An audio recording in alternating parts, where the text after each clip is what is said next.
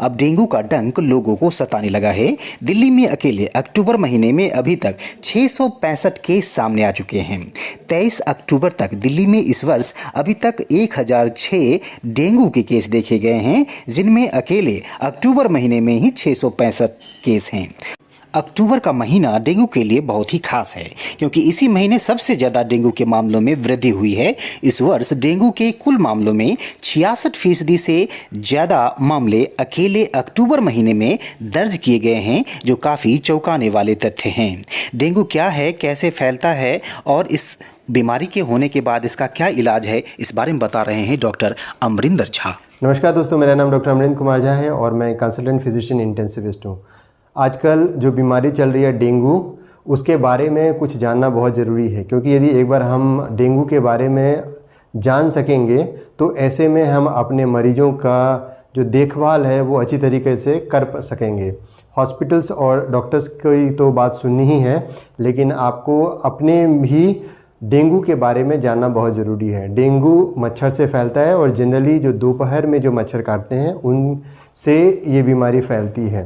तो ऐसे में जो डेंगू एक बार किसी को हो जाए तो सिम्टम्स क्या जनरली रहते हैं। जनरली देखा गया है कि सिम्टम्स में बुखार आता है और बुखार के साथ आँखों के पीछे काफ़ी दर्द रहता है, साथ में हड्डियों में दर्द रहता है। और इसकी एक और ख़ास निशानी है कि डेंगू में जब 3-4 दिन बीतते हैं तो उसके बाद शरीर में लाल धब्बे आ जाते हैं, उस धब्बों में खुजली भी होती है। तो ये जितने सिम्टम्स मैंने बताए हैं, ये सिम्टम्स डेंगू के हैं। अब एक बार यदि डेंगू हो गया है तो इसका कोर्स क्या है। जनरली क्या होता है कि ये एक वायरल बीमारी है और ऐसे में 7 से 14 दिन में ये बीमारी पूरी ठीक होती है। तो शुरू के दिनों में बुखार आएगा। जो बुखार है, ऐसे में ध्यान देना है कि बुखार के लिए जो पैरासीटामोल है, कैल्पोल है, ये सब जो मेडिसिन है ये देनी है। साथ में कोई भी दर्द की दवाई, एनासिड्स जिसको बोलते हैं, इस ग्रुप की दवाई कोई भी नहीं देनी है, क्योंकि ये जो दवाइयां हैं सीधे प्लेटलेट्स पे असर पड़ती हैं और इस बीमारी में भी ऐसा होता है कि प्लेटलेट्स का जो नंबर है वो घटता है। तो बुखार के लिए बुखार की दवाई देते रहिए और देखा जाता है कि 3-4 दिन के बाद जो शरीर से जो फ्लूइड है उसका काफ़ी लॉस हो जाता है। तो इस फ्लूइड का जो रिप्लेसमेंट है वो रिप्लेसमेंट हम पानी से करते हैं, चाहे पानी से या फिर इंट्रावीनस फ्लूइड से करते हैं।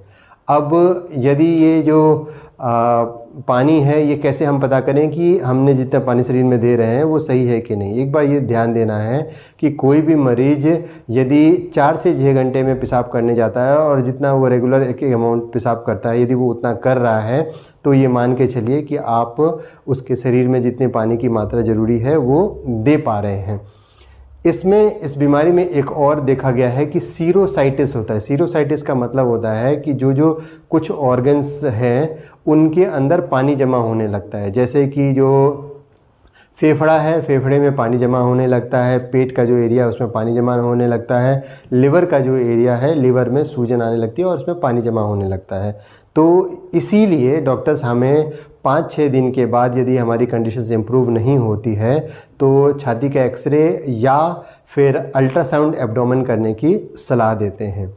एक बार यदि सीरोसाइटिस आ गया तो इसका मतलब है कि आपका जो बीमारी है वो गंभीर हो रहा है और ऐसे में हॉस्पिटल्स एडमिशन की बिल्कुल ज़रूरत पड़ जाती है। तो यदि किसी मरीज को सांस में लेने में दिक्कत बढ़ जाए या पेट में दर्द शुरू हो जाए या फिर शरीर में लाल लाल धब्बे आ जाएं, साथ में बहुत खुजली होने लगे और बुखार कम ना हो रहा हो, तो क्या होता है कि ये जो लाल धब्बे आते हैं ये लगभग 7-8 दिन के बाद आते हैं, लेकिन बुखार आना बंद हो जाता है। तो ये बुखार यदि साथ में नहीं आ रहे हैं तो ये सिम्टम्स ठीक है कि मतलब पेशेंट रिकवर कर रहा है, लेकिन बुखार भी आ रहा है और साथ में ये लाल धब्बे भी हो रहे हैं 7-8 दिन के बाद, तो ऐसे में मरीज को हॉस्पिटल्स में एडमिट कराना ज़रूरी है और प्लेटलेट काउंट कराना बहुत ज़रूरी है।